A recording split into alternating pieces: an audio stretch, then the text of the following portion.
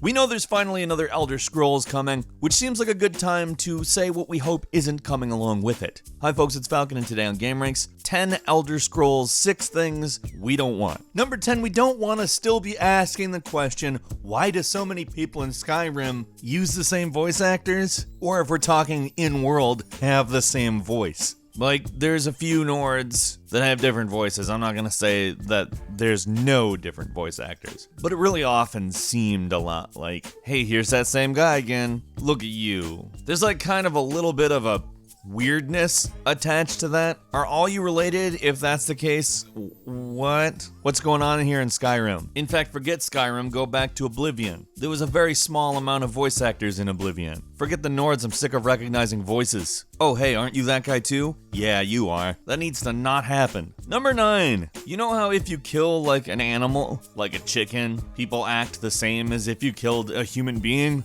Yeah, what? For me, it's just like, what is going on here? Like, I could get some attachment to chickens, maybe a little bit of, hey, that's my chicken. Not cool, bro. Why'd you kill my chicken? I love that chicken. But you kill a chicken and they're like, you killed a person. That's right, we do not discriminate in this community. Chickens, they're on the same level as human beings. They can vote, they can drive. Well, they could if we had cars, and they can grow up to be whatever they want. At least the ones that you didn't kill, you monster. I can't believe we let you into this town. Number 8, if you thought that a lot of Nords sounded the same in previous Elder Scrolls games, how about their look? Forget Nords, just NPCs. There's like not a wide variety in their facial features, so to speak. Hey, aren't you Brandon? No, I'm not Brandon. A guy that looks and sounds literally exactly like you. His name's Brandon. I thought it was weird that he lives across the country and you're here and you look and sound exactly like him. Yeah, I'm not Brandon. Like, how cozy are we letting cousins get here in Tamriel, guys? Seriously, how cozy?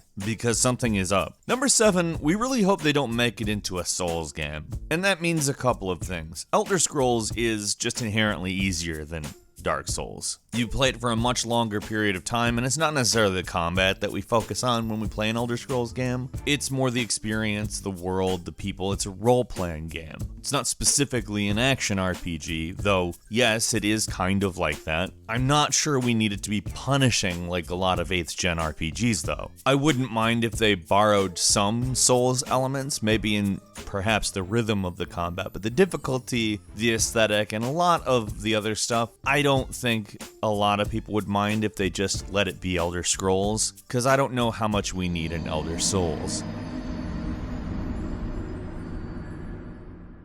Number 6, a really limiting karma system. Like, I'm not gonna go ahead and say I don't want one entirely, but I kind of like that this isn't something that's been in Elder Scrolls, and like I said, if somebody found out a way for it not to be inherently limiting or actually a interesting measure of morality, that would be cool. But I think if we just tacked on a morality system like the one we see in a lot of games, I don't know how much I would like that. The more you think about these types of things, the kind of more limiting they seem. Like, Mass Effect was geared towards people who wanted lots of choice, and it ended up not really bringing us a lot of choice. And if that's what we were to get out of a karma system in Elder Scrolls, then I don't want it at all. That's not to say I wouldn't be welcoming of one that works better or is more interesting, but yeah. Number 5, I feel like this might come off as a gripe to some, but can we not make the main character the Chosen One? I've played as the Chosen One enough at this point. How about is just a normal person who simply does stuff? Maybe that stuff saves the world. That wouldn't be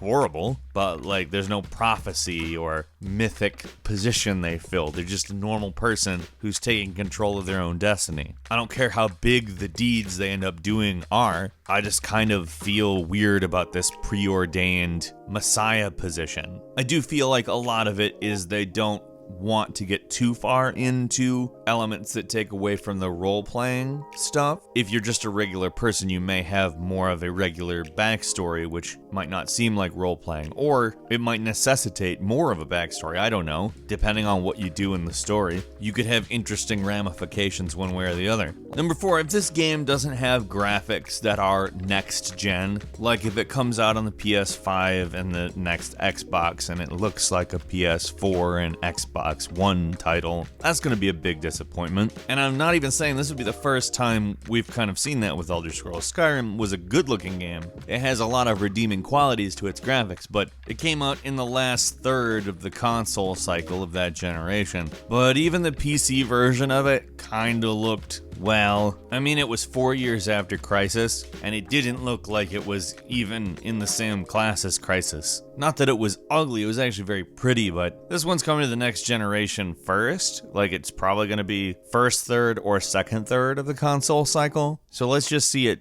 as good as it can be, alright? Blow us away, please. Number 3, this isn't necessarily something I expect to happen, but I don't know, I've been disappointed in much less expected ways than this before. This is a problem happening in a lot of games, and that's releasing barren games at the start and launching them this way with the express purpose of selling DLC. I don't even think I have to describe this one that much. If they do this, I am gonna be absolutely just enraged. Number 2, this goes a little bit beyond saying the graphics need to be outstanding, but if this game doesn't feel like an overhaul of everything from the graphics to the animations, if it feels like an update, this isn't going to be enough, because it's been a long time. Skyrim came out in 2011, and at this point, gaming has progressed way beyond what Skyrim does. Games are much more immersive, games are much more detailed in their systems, the mechanics are certainly more fluid, and while I don't want to lose what makes Elder Scrolls,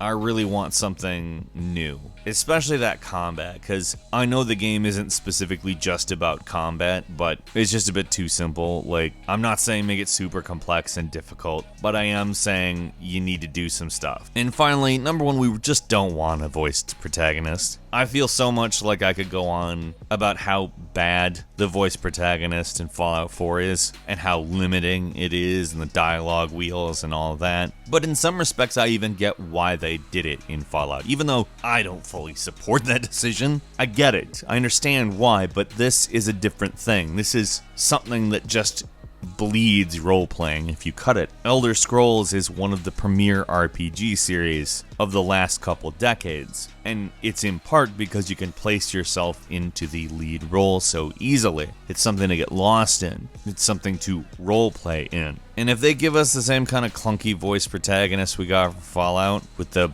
cringy dialogue from time to time, it's just gonna screw that up. I'm not interested in that. And what sucks is a lot of these things could actually happen. None of this stuff is that far off from the realm of possibilities, and we just don't want any of this. What would you want the least out of anything to happen in the new Elder Scrolls game? Leave us a comment. If you like this video, please click like. If you're not subscribed, now's a great time to do so. We upload brand new videos every day of the week, and the best way to see them first is, of course, a subscription. As always, thank you very much for watching this video. I'm Falcon. You can follow me on Twitter at Falcon the Hero. We'll see you next time, right here on gameranx.